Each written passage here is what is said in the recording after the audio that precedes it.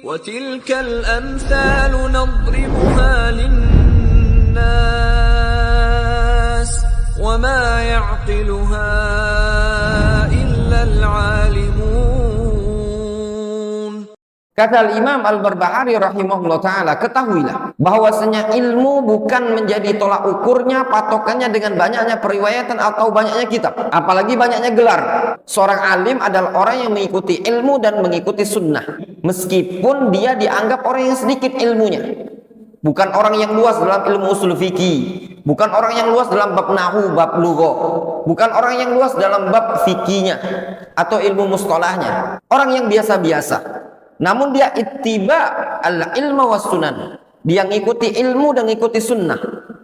Maka tatkala ada ittiba, ada al-amal, maka dia dikatakan seorang alim.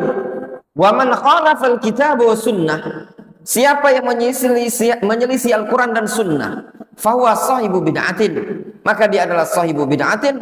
Wa in kana katsiral ilmi wal kutub, meskipun dia adalah orang yang banyak ilmu dan kitabnya. Qala Abul Qasim Al-Asbahani rahimahullah, berkata Abul Qasim Al-Asbahani rahimahullah, qala ahlus sunnah, berkata ahlus sunnah, walaisal ilmu bi kathratir riwayah wa innama huwal ittiba'. Ilmu itu bukanlah dengan banyaknya periwayatan, banyaknya riwayat. Kalau di zaman dahulu riwayat itu seperti periwayatan hadis, haddatsana, riwayat yang dia dapatkan dari guru A, dari muhaddits A, muhaddits B. Kalau di zaman sekarang, bukanlah ilmu itu dengan banyaknya gelar. Kadang ada orang gelarnya sudah LC, MA, doktor, SPD, MPD, dengan berbagai macam gelar. Namun ilmu huwal ittiba. Ilmu itu adalah ittiba. Tatkala dia ada ittiba kepada Nabi sallallahu alaihi wasallam, itulah ilmu. Wal isti'mal, dan juga pengamalan, sehingga ilmu tersebut adalah al-ittiba wal isti'mal, mencontoh dan pengamalan. Yaqtadi bis sahabah, dia mencontoh sahabat, menjadikan sahabat sebagai panutan, menjadikan salaf para a'immah sebagai panutan dalam memahami keterangan Al-Quran dan sunnah. Wattabi'in, dia juga yaqtadi bit tabi'in, mencontoh tabi'in, mencontoh para ulama. Orang yang seperti ini, tatkala ittiba kepada Nabi SAW, tatkala ada isti'mal, pengamalan terhadap ilmunya, dia mencontoh para sahabat serta mencontoh tabi'in atau para ulama yang setelah para tabi'in dari kalangan a'immah al-arba'ah, dari kalangan ulama-ulama yang setelahnya, ulama-ulama yang sabitun ala sunnah.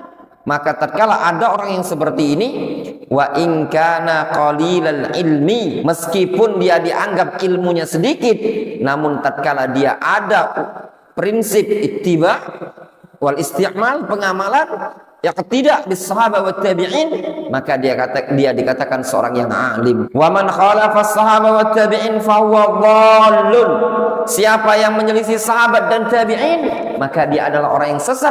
Wa in kana katsiral ilmi, meskipun ilmunya banyak. Sama di zaman sekarang ya ikhwan, ketika antum berjumpa dengan orang yang gelarnya panjang, mau dia LC, mau dia doktor, mau dia MPD, mau dia segala macam, ya magister, apapun, kalau ada mukhalafah terhadap Al-Quran dan sunnah, mukhalafah ijma'us sahabah, mukhalafah para ulama ahli sunnati wal jamaah, maka dia bukan dikatakan orang yang berilmu. Fala yu'khadhu anhu al-ilmu, maka dia tidak bisa diambil ilmu darinya. Apakah ada ustadz yang zaman sekarang seperti itu?